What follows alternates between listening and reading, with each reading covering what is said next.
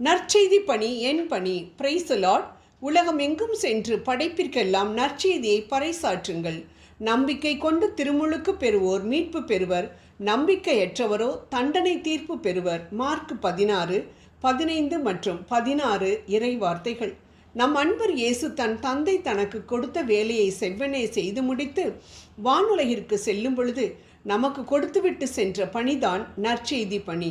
அதாவது அவரை பற்றி மற்றவர்களிடம் சொல்லக்கூடிய பணி.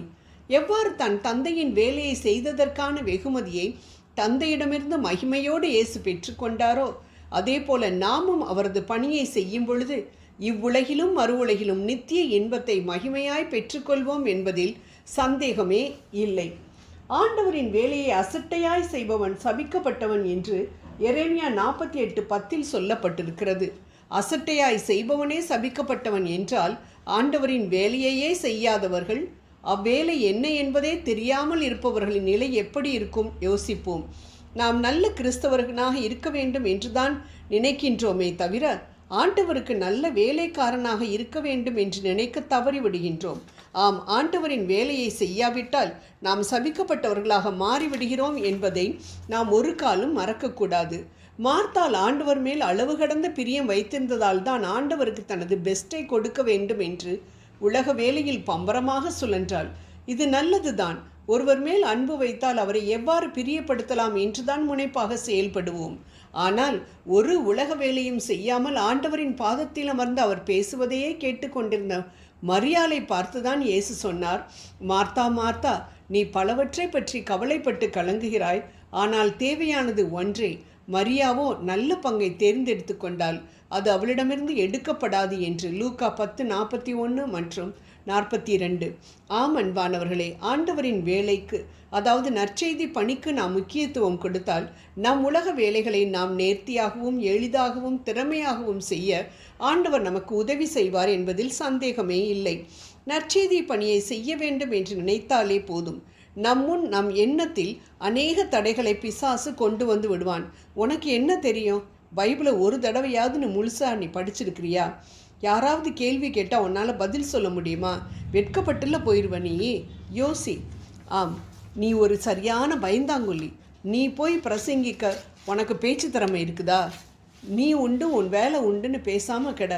நற்செய்தி பணிக்கு தான் ஃபாதர்ஸு சிஸ்டர்ஸு பாஸ்டர்ஸ் எல்லாம் இருக்காங்களே என்றெல்லாம் சொல்லி நம்மை தடை பண்ண பார்ப்பான். இந்த விஷயத்தில் அநேகர் அவன் வலையில் விழுந்து விடுவதால் ஆண்டவரின் பணியை செய்ய முடியவில்லை. விளைவு சாபம். சாபம் என்பது நம் வாழ்வில் இருந்தால் நம்மால் வாழ்க்கையில் முன்னேறவே முடியாது. ஆகவே அன்பானவர்களே, எனக்கு திறமை இல்லை, வாய்ப்பில்லை என்றெல்லாம் சொல்லி நம்மேல் சாபத்தை வருவித்து கொள்ளாமல் மனமுவந்து நற்செய்தி பணியை செய்ய முன் வருவோம். உள்ளத்தில் ஆசை மட்டும் இருந்தால் போதும், அப்பணி செய்வதற்கான வழிமுறைகளை ஆண்டவர் நமக்கு காட்டுவார். மருத்துவமனைக்கு செல்கிறோம்.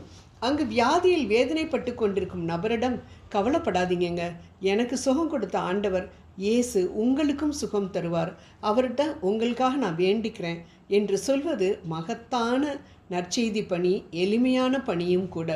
சோஷியல் மீடியாக்களில் மிகவும் வேதனைப்படுபவர்களுக்காக நாம் ஜெபித்து ஆண்டவரின் வார்த்தைகளை பகிர்ந்து கொள்வதும் ஒரு நற்செய்தி பணிதான். அன்பானவர்களே, மற்றவர்களின் தேவைகளுக்காக ஒவ்வொரு நாளும் ஆண்டவரிடம் ஊக்கமாக நாம் ஜெபித்து பரிந்துரைக்கும் பொழுது அது ஒரு நற்செய்தி பணியாக காணப்படுகின்றது. இவை அனைத்தையும் விட உண்மையான கிறிஸ்தவனாக வாழும் சாட்சியுள்ள வாழ்க்கை அநேகரை இயேசுவிடம் கொண்டு வரும் மகத்தான நற்செய்தி பணி. அன்னை தெரசா ஒரு பெரிய எடுத்துக்காட்டு. விவிலியத்தை மற்றவர்களுக்கு பரிசாக கொடுக்கும் பொழுது ஆண்டவர் அதற்குரிய கூலியை, அதாவது நாம் பார்க்கும் நற்செய்தி பணிக்கான அந்த கூலியை நிச்சயம் கொடுப்பார். அது சாதாரணமாக கொடுக்கப் போவதில்லை, அபரிமிதமாக நமக்கு கொடுப்பார் என்பதை நாம் ஒரு காலம் மறக்கக்கூடாது. ஜெபம் செய்வோம். அன்பின் தேவனே, பலனை விளைவை எதிர்பார்க்காமல் நீர் எங்களுக்கு கட்டளையிட்ட பணியை எங்களால் முடிந்த அளவு செய்து உம்மை மகிழ்விக்க எங்களுக்கு கிருபை புரிந்தருளும். ஆமேன்.